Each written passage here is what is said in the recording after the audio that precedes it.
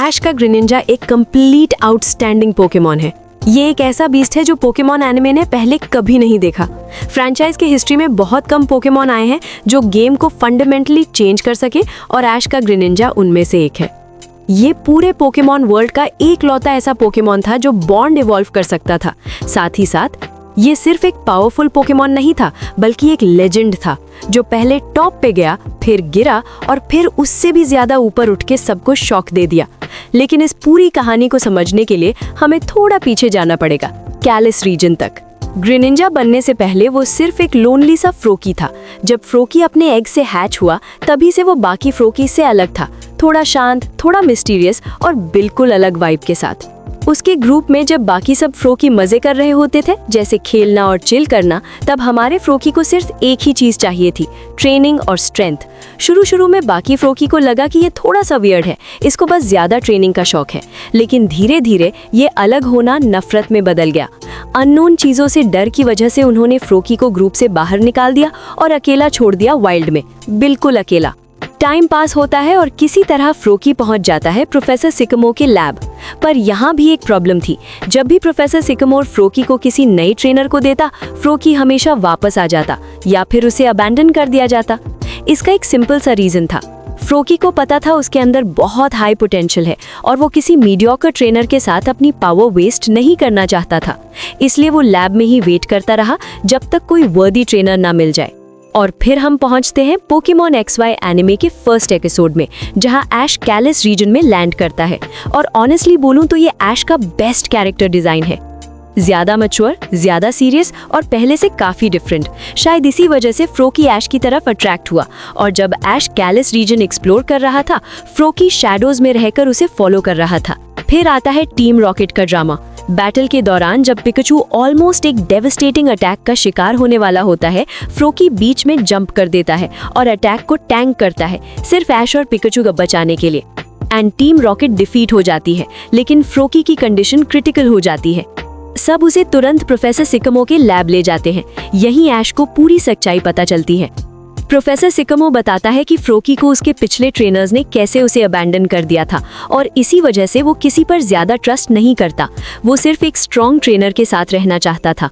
ऐश मानता था कि फ्रोकी एक अच्छा पोकेमॉन है, बस उसे सही मौका चाहिए अपना ट्रू पोटेंशियल दिखाने का। और ये बात तब और क्लियर हो जाती है जब टीम रॉकेट प्रोफेसर का गाचॉम्प चुरा लेते हैं। और जब गाचॉम्प रेज मोड में आ जाता है, सब पैनिक कर रहे होते हैं, लेकिन एंड में फ्रोकी ही गाचॉम्प को प्रोटेक्ट करके सबको बचा लेता है। तब फ्रोकी समझ जाता है कि ऐश पोकेमॉन से सच में प्यार करता है और ऐश ही वो ट्रेनर है जो उसके पावर के लायक है। ऐश भी वही फील करता है और यहीं से फ्रोकी ऑफिशियली ऐश की टीम ज्वाइन करता है और धीरे धीरे एक एस बनने लगता है। लेकिन ये स्टोरी इतनी भी स्मूथ सेलिंग नहीं थी, क्योंकि फ्रोकी ने कभी टीम के साथ काम नहीं किया था और इसलिए टीम वर्क उसके लिए एक मेजर स्ट्रगल बन गया था। अर्ली एपिसोड्स में फ्रोकी ऐश की बात नहीं मानता था, बस जो उसे सही लगता वो वही करता था। इसी एटीट्यूड की वजह से वो एक बैटल फ्लेचलिंग के अगेंस्ट हार जाता है और ये लॉस फ्रोकी के लिए बहुत ब्रूटल था, बिकॉज उसे पता था कि उसके पास जीतने की पावर थी, लेकिन वो अपनी ही गलतियों की वजह से हार गया। लेकिन जब उसने ऐश की बात सुनना स्टार्ट किया, वो पहले से भी ज्यादा स्ट्रॉन्ग बन गया एंड रीमैच में फ्रोकी ने उसी फ्लेचलिंग को क्लीनली डिफीट कर दिया बिना किसी एफर्ट्स के। और टाइम के साथ फ्रोकी ने ऐश की पूरी टीम के साथ बॉन्डिंग बना ली। लेकिन उसे ये नहीं पता था कि वो साथ ही साथ डेंजरस राइवल्स भी बना रहा था। उनमें से एक था एक निंजा स्टाइल राइवल जो कहता था कि ऐश का फ्रोकी स्लो है और उसका फ्रोजेडिया ज्यादा फास्ट और बेटर है। लेकिन ऐश ने ये बात लाइटली नहीं ली और सीधा बैटल चैलेंज कर दिया। लेकिन रियलिटी चेक बहुत दर्द भरा था, क्योंकि ऐश और फ्रोकी को इतनी बुरी तरह हराया गया कि दोनों का कॉन्फिडेंस हिल गया, जैसे तुम हिल जाते हो अपनी मार्कशीट देख के। एंड फिर उन्हें समझ आ गया कि अभी वो टॉप पे तो छोड़ो, उसके क्लोज भी नहीं है। लेकिन यहीं पे एक प्लॉट ट्विस्ट आता है। वो निंजा राइवल सिर्फ ट्रैश टॉक करके नहीं गया, उसने फ्रोकी को ट्रेन करने का ऑफर दिया और फ्रोकी ने ऑफर एक्सेप्ट कर लिया। और ट्रेनिंग के दौरान निंजा ने फ्रोकी को सिखाया कैसे पानी पर ज्यादा अजाइल बनना है, कैसे स्टेल्थ यूज करनी है और ओवरऑल एक बेटर पोकेमॉन कैसे बनना है। जाते जाते उसने कहा कि वो दोबारा मिलेंगे और वो उम्मीद करता है तब तक फ्रोकी और स्ट्रांग हो चुका होगा। अब नॉर्मली तुम सोचोगे कि फ्रोकी बस सर नीचे करके उस फ्रॉगीडियर को बीट करने पे फोकस करेगा, लेकिन नहीं भाई साहब, अभी ड्रामा रुकता नहीं है, क्योंकि थोड़े टाइम बाद ऐश एक हाउलूचा से मिलता है जिसे वो कैच करना चाहता था एंड ऐश फ्रोकी को बैटल के लिए भेजता है और दोनों के बीच एक इंटेंस फाइट होती है जो एंड में ड्रॉ पे खत्म होती है। ऐश हाउलूचा को कैच तो कर लेता है, पर प्रॉब्लम ये थी कि फ्रोकी हाउलूचा के साथ काम ही नहीं करना चाहता था और हाउलूचा भी फ्रोकी को बिल्कुल रिस्पेक्ट नहीं देता था। ऐश ने सोचा चलो डबल बैटल ट्राई करते हैं, लेकिन ये उसकी बहुत बड़ी मिस्टेक होती है, क्योंकि बैटल के दौरान दोनों बस आपस में लड़ते रहे, टीम वर्क की पूरा भांग भरोसा कर दिया और मैच कुत्तों की तरह हार गए। ऐश को समझ आ गया कि ये सब नहीं चल रहा और फिर एक दिन जब ऐश की लाइफ खतरे में होती है तब जाके दोनों पोकेमॉन अपने डिफरेंसेस साइड में रखते हैं और फाइनली साथ में टीम अप करते हैं और उस मोमेंट के बाद फाइनली एक प्रॉपर टीम बन जाती है और फ्रोकी पहले से काफी सॉलिड लगने लगता है। लेकिन टाइमलाइन में आगे बढ़ते हुए ऐश दोबारा उस निंजा ट्रेनर से मिलता है और इस बार वो एक रिवर के बीच बेहोश मिलता है। जब उसे होश आता है तब सबको पता चलता है कि उसके पास अब ग्रेनिंजा है, फ्रॉगीडियर नहीं। वो ऐश से हेल्प मांगता है एक डेंजरस बाबेरेकल को डिफीट करने के लिए एंड ग्रेनिंजा और फ्रोकी अपने ईगो को साइड में रखकर टीम अप करते हैं, लेकिन फाइट बिल्कुल उनके फेवर में नहीं जा रही होती है और ग्रेनिंजा ऑलमोस्ट नॉकआउट हो जाता है और बाबेरेकल फिनिशिंग ब्लो के लिए फ्रोकी की तरफ बढ़ता है और यहीं फ्रोकी इवॉल्व होता है इनटू फ्रॉगीडियर में। इवोल्यूशन के साथ फ्रॉगीडियर अपनी ट्रू स्ट्रेंथ दिखाता है और अपना नया मूव रेजर शेल से बाबेरेकल को डिफीट कर देता है और ग्रेनिंजा को भी बचा लेता है। इस मोमेंट के बाद फ्रॉगीडियर ऑफिशियली ऐश की टीम का एस बन जाता है और सबको लगता है जैसे वो अपने राइवल से आगे निकल गया हो, लेकिन डेस्टिनी को कुछ और ही पसंद था। थोड़े टाइम बाद ऐश एक लड़के से मिलता है, सॉयर, और सॉयर डबल बैटल में अपना ट्रीको और हाउलूचा भेजता है और ऐश की टीम उन्हें इजीली डोमिनेट कर लेती है। लेकिन नेक्स्ट डे सॉयर वापस आता है और ट्रीको इवॉल्व हो चुका होता है ग्रोवाइल में। ये फ्रॉगीडियर के लिए एक रियल टेस्ट था, क्योंकि ये फाइट ऑलमोस्ट बराबर थी। ऊपर से फ्रॉगीडियर के पास टाइप डिसएडवांटेज भी था। फिर फ्रॉगीडियर अपनी इनसेन स्पीड का यूज करके ग्रोवाइल को आउटप्ले करता है और बैटल फिनिश करता है वाटर पल्स के साथ। और बैटल के एंड में फ्रॉगीडियर ग्रोवाइल को रिस्पेक्ट देता है और दोनों समझ जाते हैं कि फ्यूचर में ये राइवलरी काफी डेंजरस होने वाली है। जर्नी आगे बढ़ती है और एक इंटरेस्टिंग मोमेंट आता है जब ऐश एक जिम लीडर ओलिम्पिया से फाइट करता है और ओलिम्पिया ऐश को बताती है कि उसने एक विजन देखा है जिसमें ऐश का ग्रेनिंजा बहुत स्पेशल है और उसके अंदर एक डोमेंट पावर है जो अभी हिडन है। वो ऐश को ग्रेनिंजा का पास्ट भी बताती है, कैसे उसे अबैंडन किया गया था और कैसे वो पूरी जिंदगी एक स्ट्रॉन्ग ट्रेनर ढूंढता रहा था। ये बात ऐश को डीपली हिट करती है। वो ग्रेनिंजा की पेन से रिलेट करता है और उससे प्रॉमिस करता है कि वो उसे उसकी फुल पोटेंशियल तक पहुंचाने के लिए अपना 100% देगा। उसके तुरंत बाद ही जिम बैटल होती है और ग्रेनिंजा और टैलेंटफ्लेम मिलकर एक इनसेन कॉम्बो अटैक यूज करते हैं जो हमने पहले कभी नहीं देखा था और दोनों बैटल जीत जाते हैं। इस सब के बाद ऐश डिसाइड करता है कि उसे ग्रेनिंजा के पावर के बारे में और जानना चाहिए, इसलिए वो सब जाते हैं निंजा विलेज, जहां पता चलता है कि हजारों साल पहले एक एंशिएंट ग्रेनिंजा था जिसका एक ऐसा फॉर्म था जो दुनिया ने कभी नहीं देखा था और उसने उस पावर से पूरे विलेज को प्रोटेक्ट किया था। लेकिन जब लोर एक्सप्लेन हो रही होती है तभी विलेज पे अटैक हो जाता है और एक बिशप सब कुछ डिस्ट्रॉय कर रहा होता है और फ्रॉगीडियर का राइवल ग्रेनिंजा फाइट करता है और कंप्लीटली डिस्ट्रॉय हो जाता है एंड ऐश फ्रोकी और पिकाचू को भेजता है। दोनों अपना बेस्ट देते हैं, लेकिन बिशप उन सब को नॉकडाउन कर देता है। लगता है सब खत्म हो गया है और बिशप पिकाचू को फिनिश करने के लिए शैडो क्लॉ यूज करता है, लेकिन तभी फ्रोकी बीच में आ जाता है, अटैक ब्लॉक करता है और फाइनली इवॉल्व हो जाता है ग्रेनिंजा में, सिर्फ अपने दोस्तों को प्रोटेक्ट करने के लिए। इसी मोमेंट पे इवॉल्व होते ही ग्रेनिंजा सीख लेता है अपना आइकॉनिक मूव वाटर शुरिकेन। और जैसे ही ग्रेनिंजा ने अपना सिग्नेचर मूव फायर किया ही था कि कुछ वियर्ड सा होने लगा और ऐश को अचानक से ग्रेनिंजा के साथ एक स्ट्रॉन्ग कनेक्शन फील हुआ। तभी ग्रेनिंजा की आंखें रेड ग्लो करने लगीं। दोनों पहले से भी ज्यादा सिंक्ड हो गए और ग्रेनिंजा के अराउंड एक पावरफुल वाटर ऑरा बन गया। उसका फेस क्लियर नहीं दिख रहा था, लेकिन एक बात ऑब्वियस थी, ये ग्रेनिंजा पहले से काफी ज्यादा स्ट्रॉन्ग हो चुका था। ऐश और ग्रेनिंजा को उस वक्त पता भी नहीं था ये क्या है, लेकिन ये उनके बॉन्ड फिनोमिनन का फर्स्ट एक्टिवेशन था। इस ट्रांसफॉर्मेशन के बारे में ज़्यादा कुछ पता नहीं है, बस इतना पता है कि ये सिर्फ कुछ रेयर ट्रेनर्स के साथ होता है, मतलब 1 in a million chance. And इस फॉर्म में ट्रेनर और पोकेमॉन इतनी डीपली कनेक्टेड होते हैं कि अगर पोकेमॉन को डैमेज होता है तो ट्रेनर को भी डैमेज फील होता है, जैसे जब तुम ओयो के बाहर चाय पी रहे हो और तभी तुम्हारी गर्लफ्रेंड का हॉटस्पॉट कनेक्ट हो जाए। बाय द वे, इस न्यू पावर के साथ ग्रेनिंजा ने बिशशार्प को कंप्लीटली डिस्ट्रॉय कर दिया और अपने ओल्ड राइवल ग्रेनिंजा को भी सरपास कर दिया। साथ ही साथ उसने पूरे विलेज को भी बचा लिया और ग्रेनिंजा ने एक ब्रांड न्यू फॉर्म भी अनलॉक कर ली। सब कुछ परफेक्ट लग रहा था, पर असली प्रॉब्लम्स तो अब शुरू होने वाली थी, क्योंकि आगे कुछ इंस्टेंसेस में ऐश और ग्रेनिंजा एक्सीडेंटली इस फॉर्म को एक्टिवेट कर लेते थे, लेकिन उन्हें समझ ही नहीं आ रहा था कि ये हो क्या रहा है। ऊपर से ये फॉर्म ऐश के बॉडी पे बहुत ज्यादा स्ट्रेन डाल रही थी और कभी कभी तो ऐश बेहोश भी हो जाता था, जो कि एक्सट्रीमली डेंजरस था। एंड फिर क्लेमोंट ने एक मशीन बनाई और डिस्कवर किया कि ऐश और ग्रेनिंजा को इस फॉर्म को मास्टर करने के लिए परफेक्ट सिंक में होना पड़ेगा। और फिर ट्रेनिंग चल ही रही होती है कि ऐश का दोबारा इनकाउंटर होता है सॉयर से, और इस बार रीमैच होता है उसके सेप्टाइल के साथ। और भाई, ये सेप्टाइल कोई जोक नहीं था, क्योंकि dragon type moves plus bullet seed के साथ वो अलग ही लेवल का बन चुका था। बैटल टफ होती जा रही थी, लेकिन जैसे ही ऐश और ग्रेनिंगा फुली सिंक्ड होते हैं, बॉन्ड फिनोमिनन एक्टिवेट होता है और सेप्टाइल 2 सेकंड में कंप्लीटली वाइप आउट हो जाता है। यही मोमेंट स्टैंड्स में बैठे एक ट्रेनर का अटेंशन ग्रैब कर लेता है। उसका नाम था अलेन। अलेन शॉक में था क्योंकि ऐश बिना किसी मेगा स्टोन के मेगा एवोल्यूशन जैसी ट्रांसफॉर्मेशन यूज कर रहा था। उसने ऐश को चैलेंज किया और रिवील किया कि उसकी टीम का एस है मेगा चारिज़ार्ड एक्स। और फिर होता है सबसे आइकॉनिक बैटल पूरे पोकेमॉन हिस्ट्री का, ग्रेनिंजा वर्सेस चारिज़ार्ड का पहला बैटल। और ये मैच इतना ब्रूटल था कि पूछो मत। मैच में ग्रेनिंजा को इतनी बुरी तरह हराया गया कि उसे ऐश ग्रेनिंजा फॉर्म एक्टिवेट करनी पड़ी, लेकिन फिर उन्हें हार का स्वाद चखना पड़ा। ऐश और ग्रेनिंजा दोनों का मोराल डाउन हो गया था, इसलिए वो वापस ट्रेनिंग में लग गए ताकि वो अपनी न्यू फॉर्म को प्रॉपर्ली मास्टर कर सके। जब उन्हें लगा कि अब उन्होंने फॉर्म को कंट्रोल कर लिया है, तब उन्होंने अलेन को दोबारा चैलेंज किया। और ऑनेस्टली इस पॉइंट पे एनिमे का सबसे इंटेंस फाइट यही था। ऐश और ग्रेनिंजा फुल पावर पे थे और काफी देर तक लग रहा था कि ग्रेनिंजा एक्चुअली जीत सकता है, लेकिन जैसे ही चारिज़ार्ड ने मेगा चारिज़ार्ड एक्स फॉर्म ली, उसने एक मैसिव फ्लेम थ्रोअर ब्लास्ट किया और फिर एक सुपर इफेक्टिव थंडर पंच देकर ग्रेनिंजा की हालत खराब कर दी। लेकिन फिर से बॉन्ड फिनोमिनन एक्टिवेट होता है और बैटल बिल्कुल इवन हो जाती है। ग्रेनिंजा और मेगा चारिज़ार्ड बिल्कुल हेड टू हेड चले जाते हैं, पर यहीं ऐश की बॉडी गिव अप कर देती है और ग्रेनिंजा को जो डैमेज लग रहा था, ऐश उसे हैंडल नहीं कर पा रहा था और वो पास आउट हो जाता है और बैटल हार जाता है। फिर जब ऐश होश में आता है हॉस्पिटल में, सारे फ्रेंड्स उसके अराउंड होते हैं, बिल्कुल परेशान।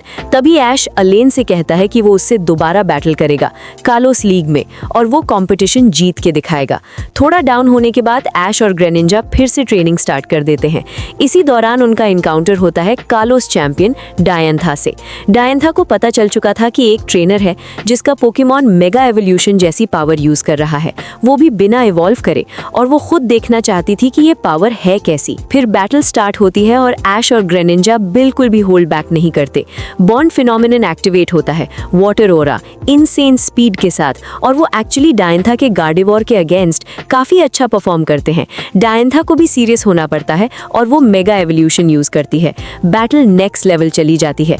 गार्डिवोर शैडो बॉल स्पैम कर रहा है और ग्रेनिंजा शैडो क्लोन्स बना रहा है और मैच बिल्कुल चैंपियन लेवल तक चला गया था। ग्रेनिंजा समझ जाता है कि जीतना है तो कुछ एक्सट्रीम करना पड़ेगा। वो अपने बॉडी के बाहर की सारी एनर्जी अपने बैक पे इकट्ठा करता है और बनाता है एक जायंट वाटर शुरिकेन, और इस बार उसका फेस क्लियरली दिखाई देता है। ग्रेनिंजा अपनी नई वाटर शुरिकेन थ्रो करता है, शैडो बॉल को सीधा कट कर देता है, लेकिन ये पावर ऐश के लिए फिर से बहुत हार्ड हो जाती है। ऐश पास आउट हो जाता है और बैटल लॉस के साथ एंड होती है। एंड इस लॉस के बाद ऐश और ग्रेनिंजा का कॉन्फिडेंस बिल्कुल जीरो हो जाता है और रीसेंट बैटल्स में लगातार हार मिलने की वजह से वो दोनों डेस्परेटली बेटर बनना चाहते थे। ऐश के दिमाग में एक बात घुस गई थी कि मैं ग्रेनिंजा के लायक ट्रेनर ही नहीं हूँ। बट तभी ऐश का बैटल सॉयर के साथ फिर से होता है और इस बार वो सेप्टाइल से हार जाते हैं। ये लॉस इसीलिए नहीं था क्योंकि ग्रेनिंजा वीक था, ये लॉस था क्योंकि ऐश का कॉन्फिडेंस टूट चुका था। वो बैटल बॉन्ड ट्रांसफॉर्मेशन एक्टिवेट ही नहीं कर पा रहा था। कुछ दिन पहले जो ऐश सॉयर को हरा रहा था, आज वही ऐश उससे हार रहा था। और इसका सबसे बुरा पार्ट क्या था, वो ट्रांसफॉर्म भी नहीं कर पा रहा था। ऐश एक प्रॉपर डाउनवर्ड स्पाइरल में चला गया। वो अपनी पूरी जर्नी, अपनी सारी एबिलिटीज पर क्वेश्चन करने लगा। क्योंकि ऐश को हो रहा था इम्पोस्टर सिंड्रोम। इम्पोस्टर सिंड्रोम का मतलब होता है जब बंदा बाहर से सक्सेसफुल तो होता है लेकिन अंदर से खुद को फ्रॉड समझने लगता है। लेकिन किसी और को नहीं लगता था ऐश फेक है, सिर्फ ऐश खुद से ऐसा फील कर रहा था। खुद को डिस्ट्रैक्ट करने के लिए ऐश स्नोबेल सिटी जाता है अपना लास्ट जिम बैच जीतने के लिए। फिर उसका फर्स्ट मैच होता है जिम लीडर वुल्फ्रिक के अगेंस्ट, और ये मैच बिल्कुल डिजास्टर निकलता है क्योंकि हाउनूचा ऑलरेडी हार चुका था, टैलेंटफ्लेम भी काफी डैमेज था और लास्ट में सिर्फ ग्रेनिंजा बचा था। ऐश ने बैटल बॉन्ड टैप करने की कोशिश तो की और सरप्राइजिंगली इस बार ये काम कर गया एंड ऐश और ग्रेनिंजा को फाइनली अपनी स्पार्क वापस मिलती है। लेकिन ऐश ग्रेनिंजा फॉर्म में भी आने के बाद भी वुल्फ्रिक के अटैक्स बहुत हैवी थे और एंड में एक पावरफुल जायरो बॉल से ग्रेनिंजा डाउन हो जाता है और फिर से ग्रेनिंजा हार जाता है एंड उस रात ऐश कंप्लीटली टूट जाता है। वो ग्रेनिंजा से अपना दिल खोलकर बात करता है और उसे बताता है कि उसे लगता है वो ग्रेनिंजा के लिए एक डिसअपॉइंटमेंट है और उसे सॉरी बोलता है कि वो ट्रांसफॉर्मेशन को मास्टर नहीं कर पा रहा। ऐश सबको छोड़कर जंगल में अकेला चला जाता है सोचने के लिए और ग्रेनिंजा भी लो फील कर रहा होता है क्योंकि दोनों एक लेवल पे इमोशंस शेयर कर रहे होते हैं और वो भी अकेला निकल पड़ता है।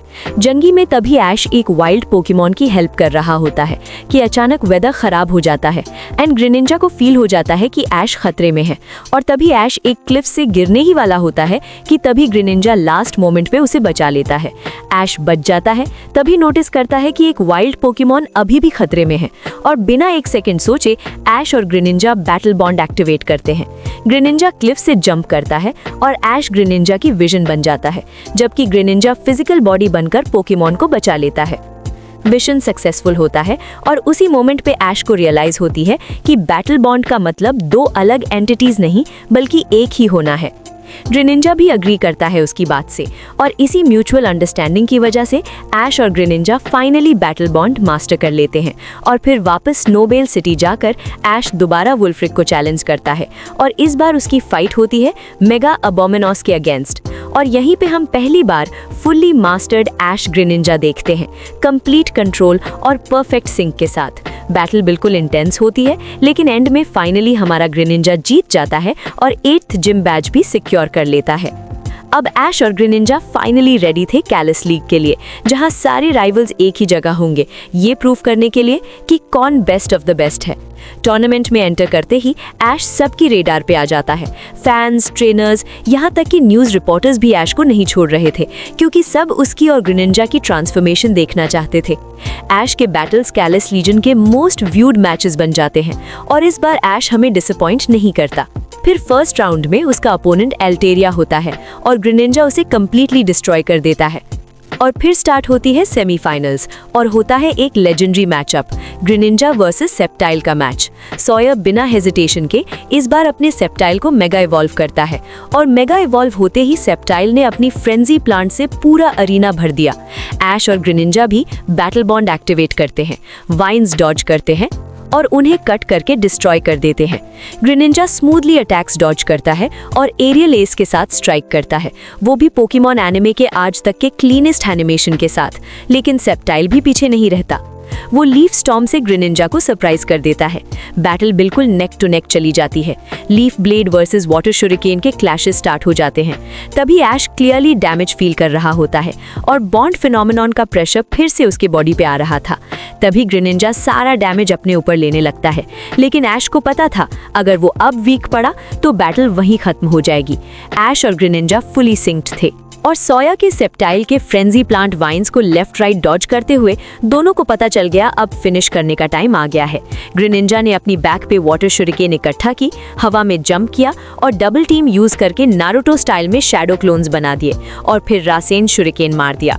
सेप्टाइल ने लीफ स्टॉर्म से ब्लॉक करने की कोशिश तो की, लेकिन ये काफी नहीं था।